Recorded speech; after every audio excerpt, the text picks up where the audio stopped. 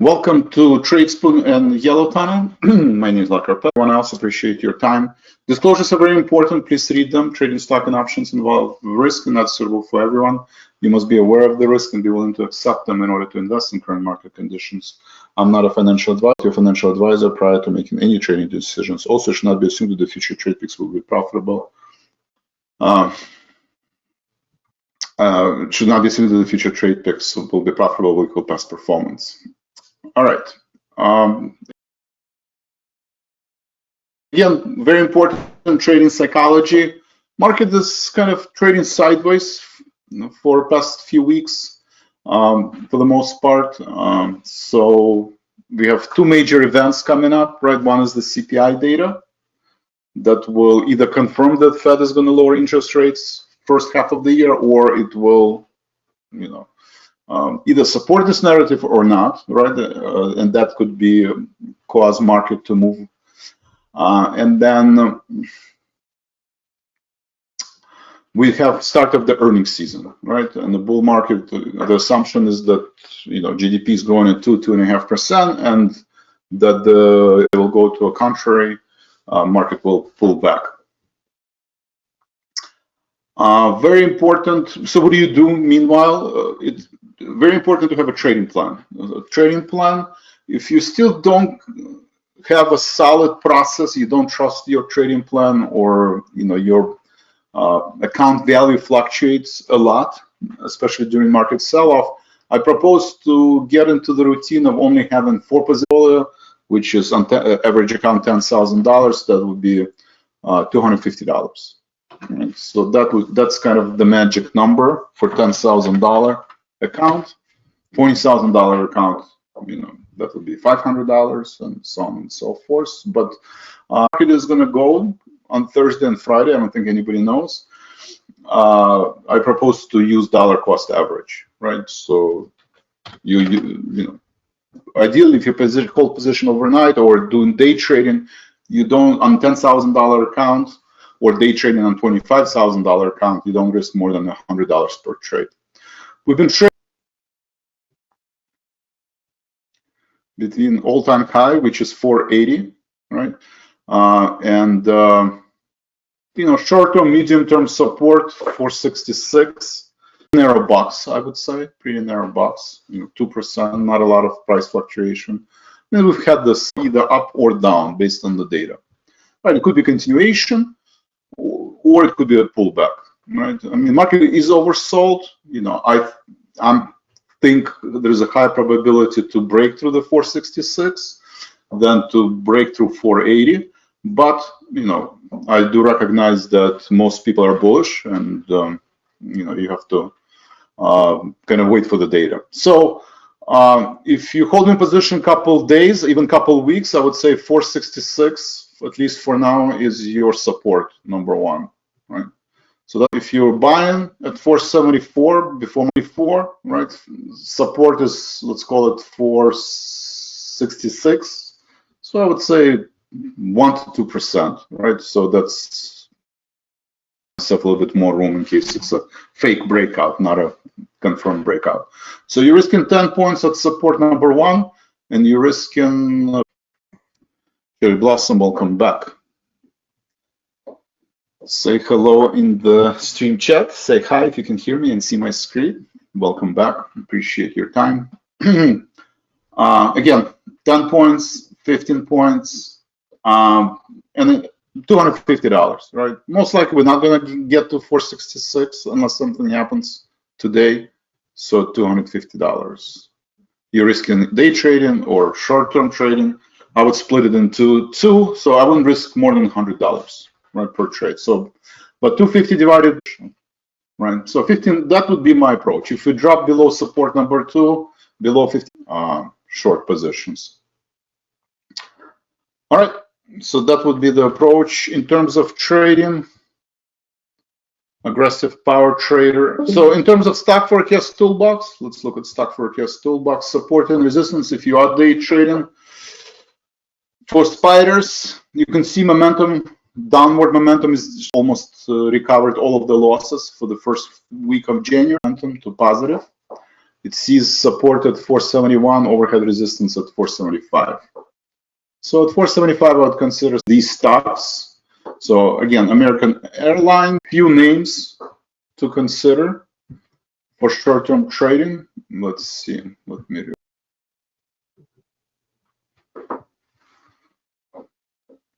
add them to the watch list side, which way to enter a position. So Microsoft, Merck, and General Electric.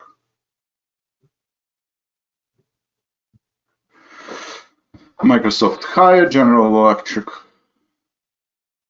slightly higher, Merck, Target, American Airlines slightly lower. NVIDIA continues to break out.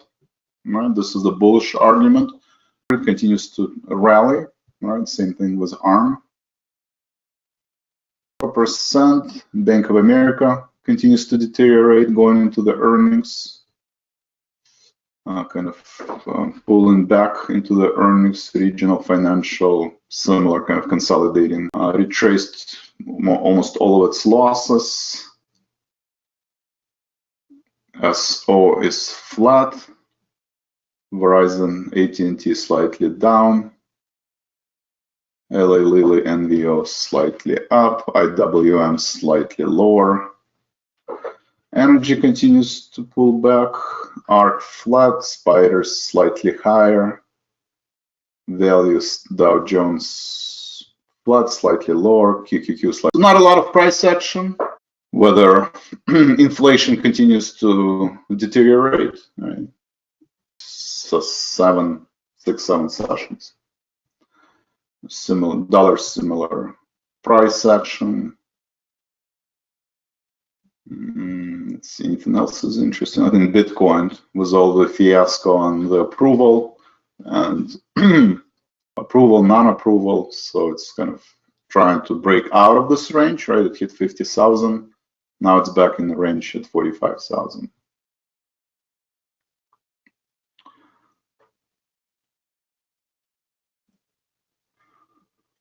Above average volume, so that's positive. Right, so now you know we're back in this range. I mean, it could be a false breakout, right? But as long as it stays above 6, I guess, colder, it's snowing in Chicago, so I guess is reacting to a little bit slightly colder weather. So we're back to the range 6, and this was pretty constructive move yesterday. Bitcoin is down, crude oil inventory numbers coming out today. I mean, it's retesting this downward momentum and trading below 50-day moving average.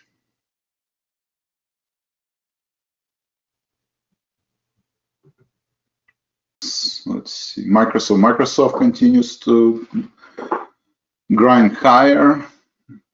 The rest of the stocks are flat. American Airlines down 0.5%.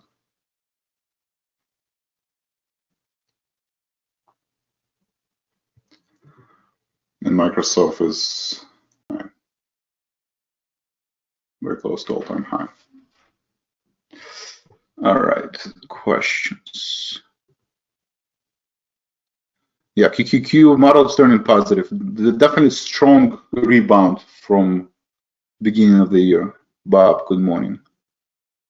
Some approval of Bitcoin spot ETF, ETFs plural. I would still be careful about TSA. They do some, they don't, but I think same thing happened in the past 2 earnings cycle. So I think TSM is actually 9 days. So I think the only the earnings will start on Friday. Going into the CPI data. Maybe reduce some positions. So did anything get filled? Oh, so I did exit QQQ call spread, 395 400 call spread. Again, my thought process: market is overbought. Apple is at 200-day moving average. IWM is underperforming. I think on the good news, market is going to trade in the range, maybe break out, to the upside. But if there's any negative news, market is going to pull back.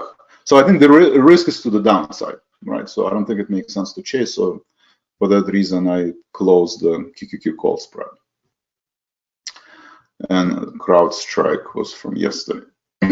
Okay, so then when it comes to the rest of the positions,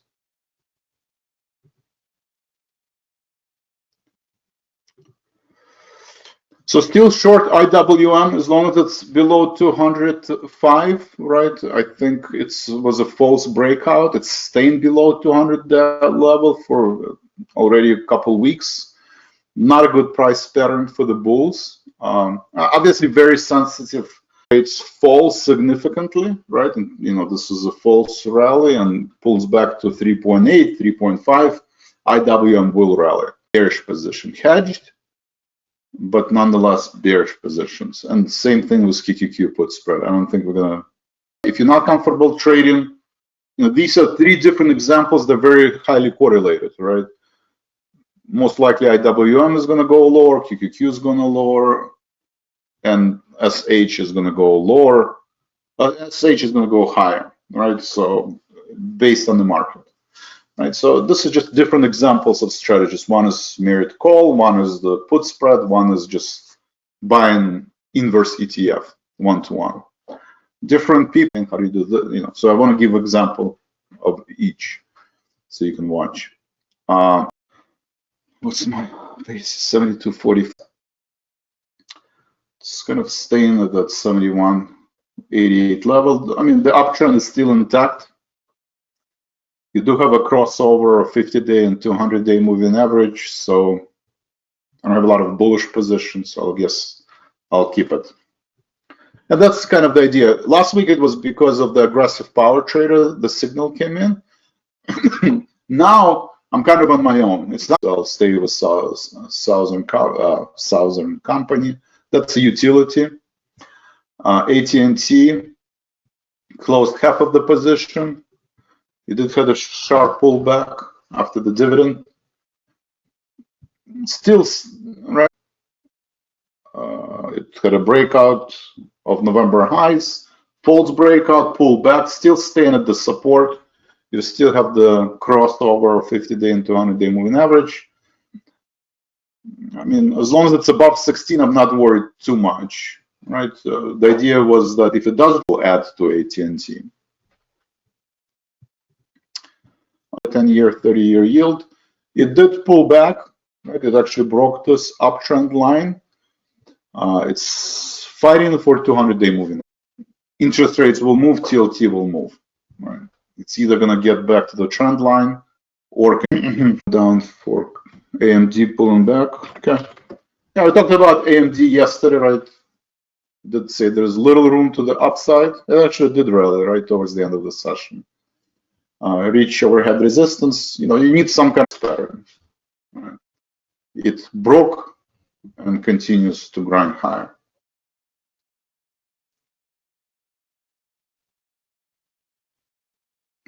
Continues to grind higher.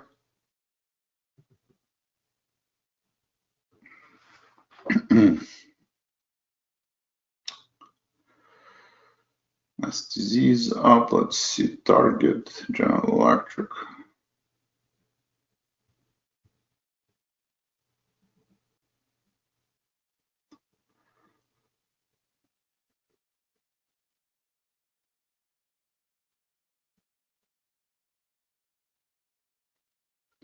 Then you have a 1% stop loss, right? I mean, ideally you want to buy it on pullback, but at this point, $4 is your stop level, right? So 376.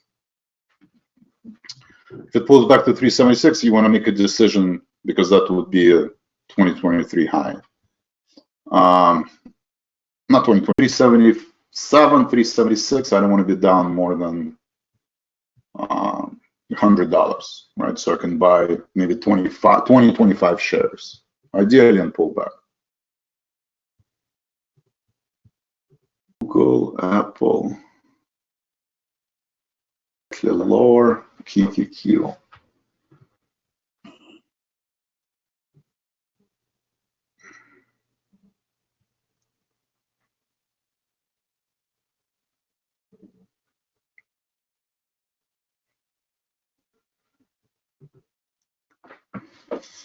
Right.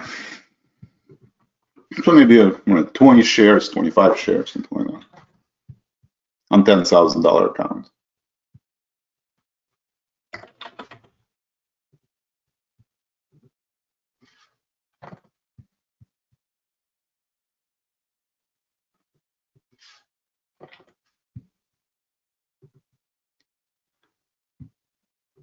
And probably, I would close it today. So this is pure day trading. I wouldn't keep it for tomorrow, because tomorrow, after CPI data, well, things can be completely different. So this is just kind of trying to.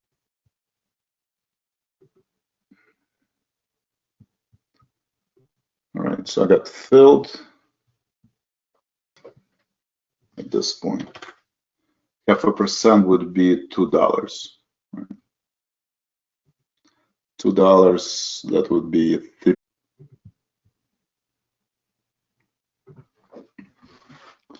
So not to leave it overnight, just trying to exit. I mean, unless you think inflation is going to come in better than expected. I don't think that's going to happen, so I'm going to try to exit this before end of day. So bought at 379.53, is trying to exit at 381.40.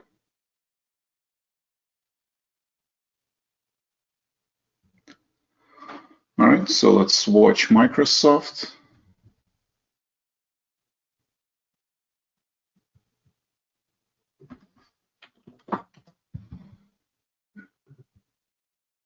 Actually, in Robo Investor, this was one of our positions. 380.75.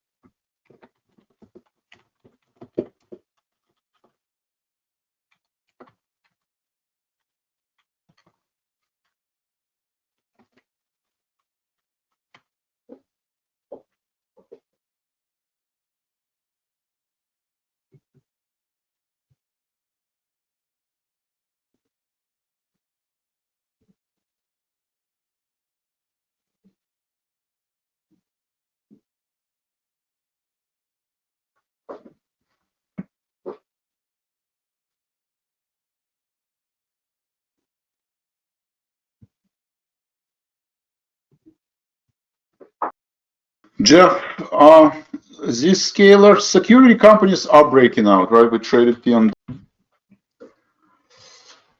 I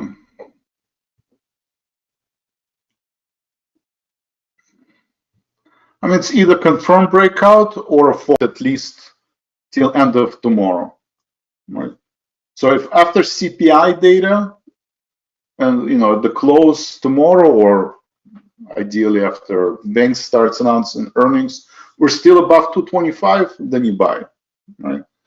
But if it drops below 225, I mean, it's outperforming QQQ, but still highly correlated to QQQ.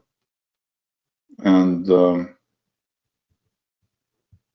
obviously, there is a lot more room to go higher if we are in the bull market, right? In the bull market. So that would be my thought process, right? I mean, day 3, I would say that's a confirmed breakout, and at least you have that rest.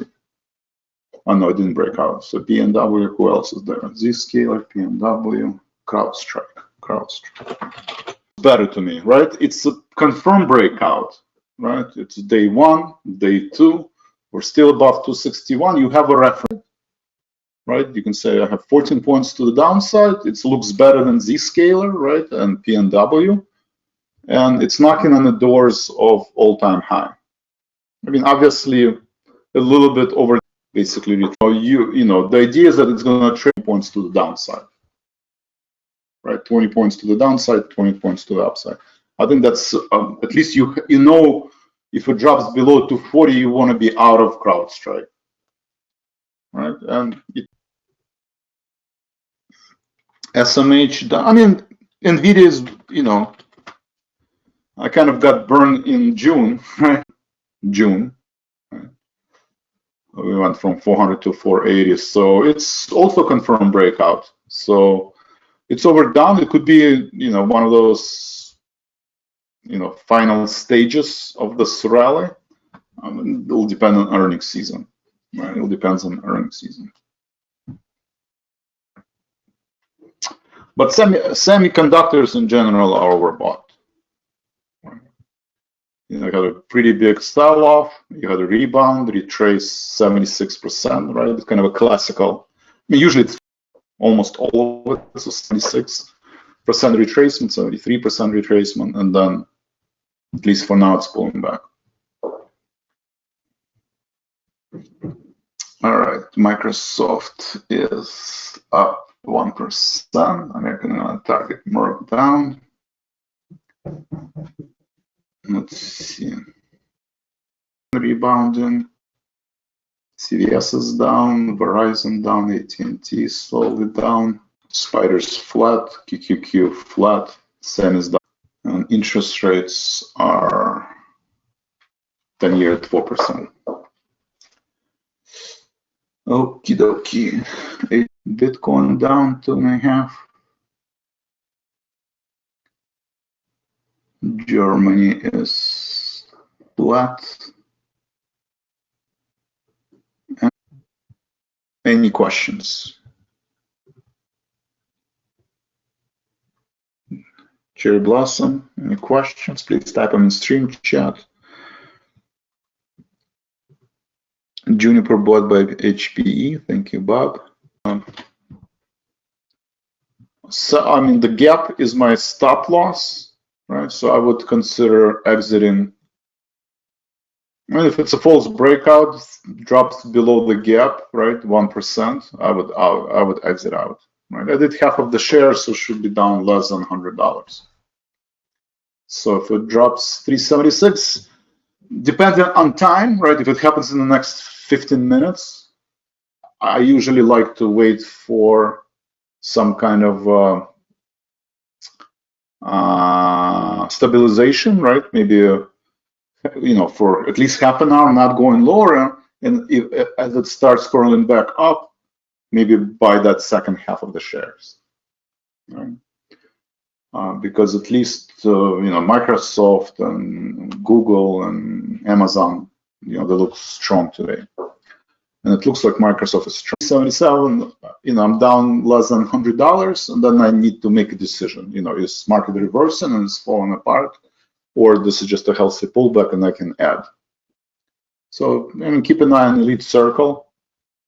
You should see these trades.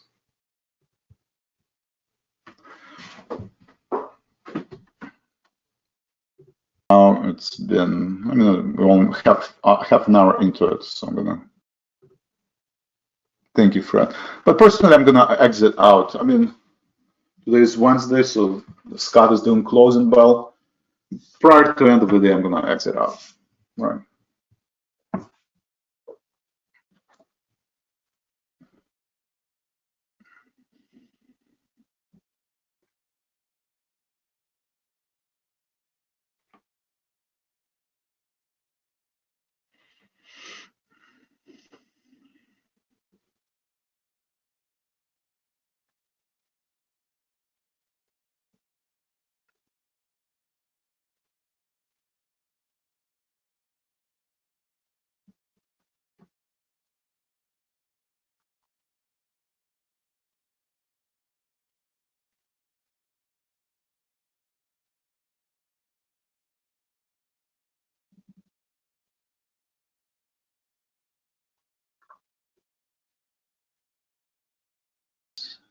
Cecile, Harminder, Ian, Jason, Jeff, Jim, John, Kevin, cool.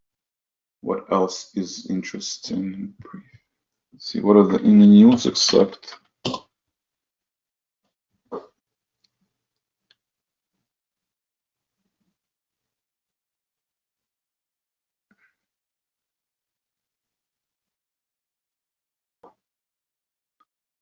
the regional economy is expected to weaken. and that the first signs of labor market correction are being seen. German Engineering Association report France November industrial production is better than expected. And I think Germany pretty weak. For now, Germany looks pretty weak. Okay.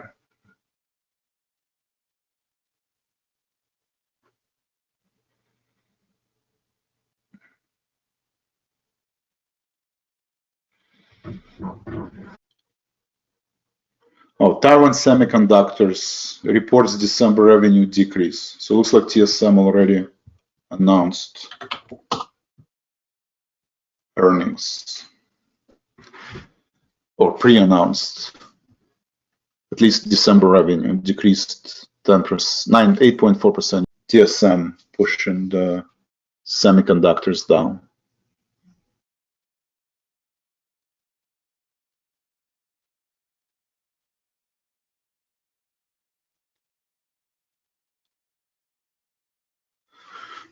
And Japanese yen continues to deteriorate.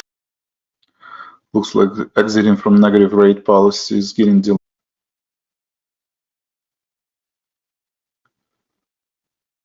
That's about it. Close at 381.40. Those should be the two alerts.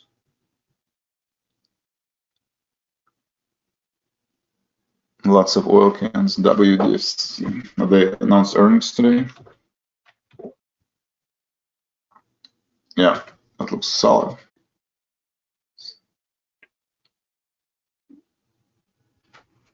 Sorry about that.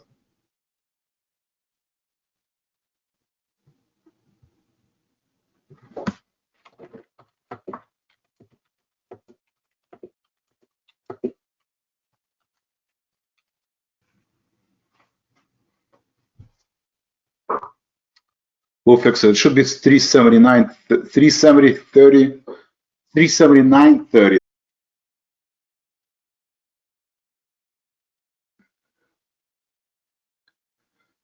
Yeah. So just double check, Fred. It looks like it's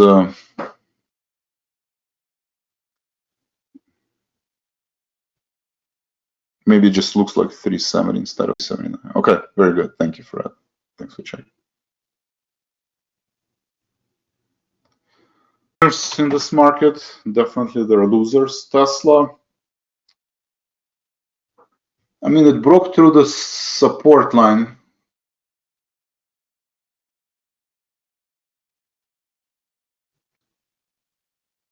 I mean, it used to be the lows back in February of 22, probably why I have this support. Let's see this chart.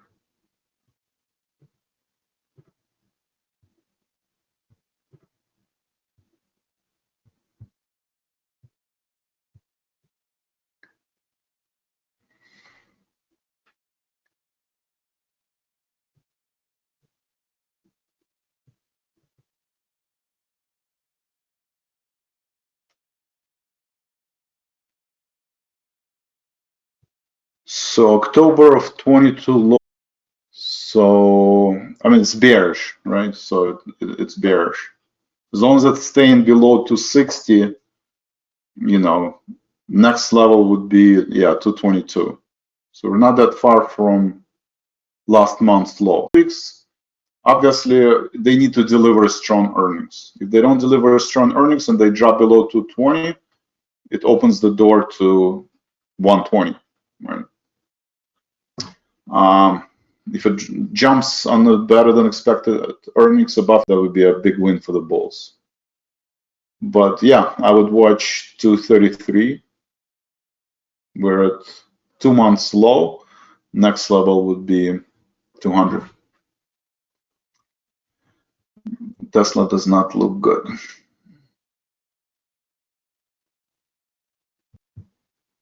See Microsoft.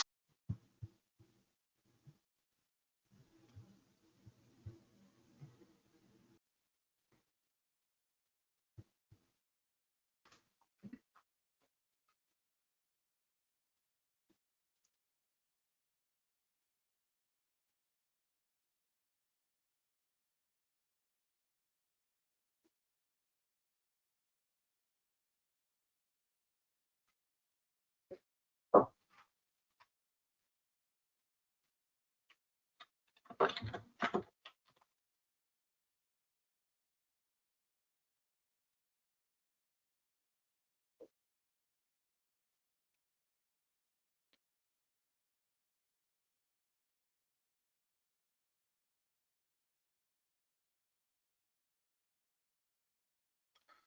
Lilly is retesting all-time high. This is trying to break out of the September highs.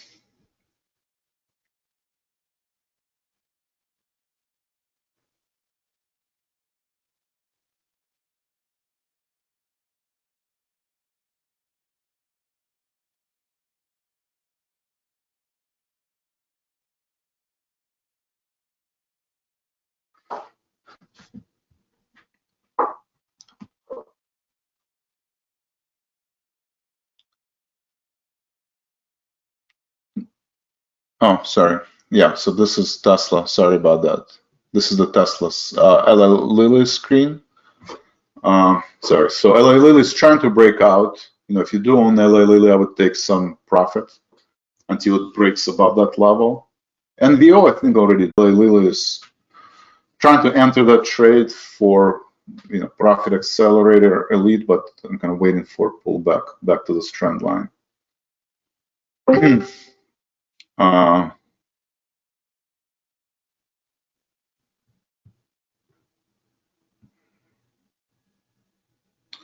right, Yellow Tunnel, welcome back. Cherry Blossom, thank you. See you guys tomorrow. See you tomorrow. Tesla, the 1 month chart. So each candlestick is 1 month. So basically, if you look at the October 22 low and 2021 high, it's now below 50% retracement and below the trend line. So the chart looks pretty bearish, and it's at December lows. So if it can hold December lows, I mean, we're 2 weeks away from earnings. So I'm going to make an assumption that it's going to trade between 225 and 260 going into the earnings. And then, you know, depending on the earnings, you know, it's going to drop either below 220 or above 260. If it drops below 220, if they don't deliver on them, if the margins continue to compress, and they're losing their share in China, you know, you could have, if it drops below 200 after the earnings, then, you know, you could really, and maybe even 120.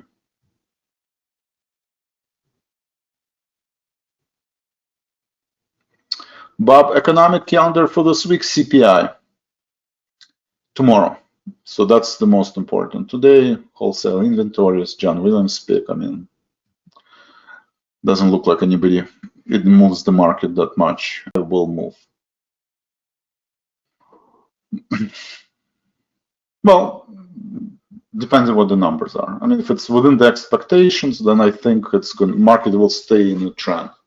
But if there's a positive in Europe, there was a positive surprise. It actually slightly was higher, and that's probably why Germany, you know, pulled back a lot steeper. Right, Germany pulled back a lot steeper than US. So if the data comes in similar in Europe, you might have, okay, then I think it's range bound. I mean, if it's dropping, you know, then, you know, could be a rally.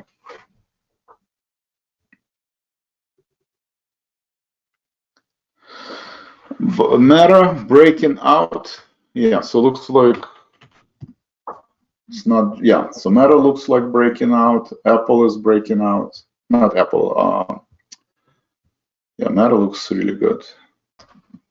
So Meta is breaking out. Microsoft looks a little bit better. Right, they're already above 380, 85. Okay, another dollar. Okay, so yeah, so Microsoft is retesting all-time high. Meta is retesting all-time high. Google, I think, underperformed.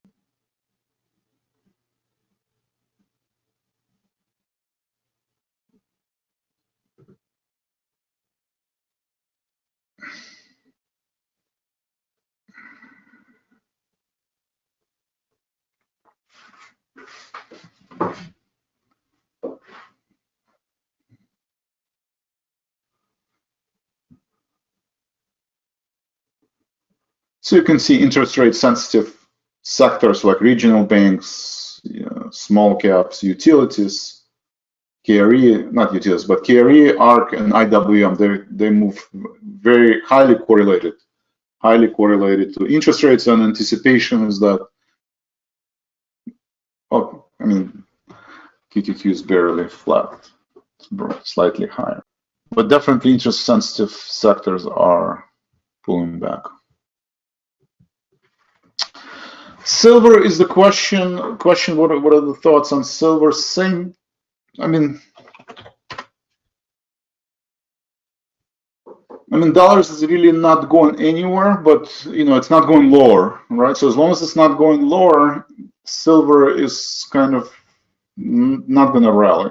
So dollar needs to break below 100, right? If the dollar breaks below 100, inflation is going to Britain and European zone slightly higher or not lower enough, because the expectations are just too high, right? The expectations are too high. And that will, so that means silver will go down. So for now, I'm not adding to silver. It did have a sharp pullback.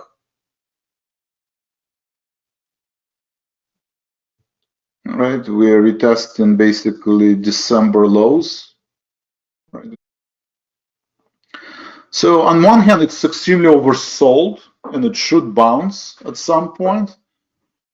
Next level would be 19.5. So I still think this is a year of expectation that the dollar is going to be weak this year, and that the interest rates are going to continue going lower. But dollar is sitting basically at this 50% retracement as well, right? So we're going back to 2018 and going back to September 22nd, the height of this interest rates increases. So that's the highs for the pandemic highs. I would get more excited about silver once we drop below 100. Expectations that we will drop below 100 this year, but number, right? So that's the concern. Long term, I'm bearish on the dollar and bullish on the silver. But next few weeks, next couple months, I think the risk to that dollar rallies and 10-year yield rallies, and that could happen. That could start happening tomorrow. It could start happening when Powell speaks end of January. That to be seen. Yeah, we do need Apple to catch up. Again, the idea is I don't think market can go very far without Apple. It is sitting at this long, bullish bull uptrend. I would watch 170. First I would watch this week low, or this month's low, 180. So 180 is the low. That's the breakout level. So very important. If Apple breaks below 180, then I think it can quickly drop to 170 or 160. We'll see. All right. All right, it's 9:22. Any other questions?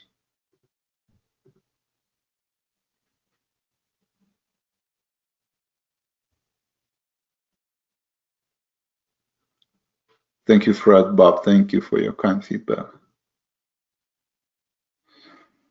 Gold does have a better chart than silver. I do agree. The idea is that gold will start doing a catch-up. Silver is going to do a catch-up trade. It hasn't happened yet, so I do agree. And gold is pulling back, right? This month, gold is pulling back, and there's two ways it can go. It's either a breakout of all-time high or a pullback. So if it doesn't break all-time high, then it's a pullback. A lot of it will depend on interest rates. Housing, nice comeback. PHM longs. Bob, thank you. All right, ladies and gentlemen, thank you very much. I appreciate your time. Scott will do the closing balance. Just right now, the idea is, please review your to rise in the next couple of weeks with early CPI, and we're going to break through all-time high, right, and continue to go higher, or we're going to have, pullback that most people don't anticipate, right, but more than 2-3%, right, similar to August, July, where it's 5, 10, 15%. So both scenarios are possible, right? There's a lot of expectations and hype. A lot of people basically, there's the saying where January goes as the rest of the year goes. That's how it's been in 21, 22, 23. So, this month is important. You don't want to get caught off guard, right? That's kind of the idea. This positive negative visualization exercise is extremely important. The way I do it, I would feel, right? And if the market is at 440, how would I feel, right? 20, 30 points to the upside, 20, 30 points to the downside. What does my position look like? How do I feel? Am I ready for both outcomes? And then I'm fine, right? But if market rallies 10% or drops 10%, you get caught off guard, you want to avoid these situations.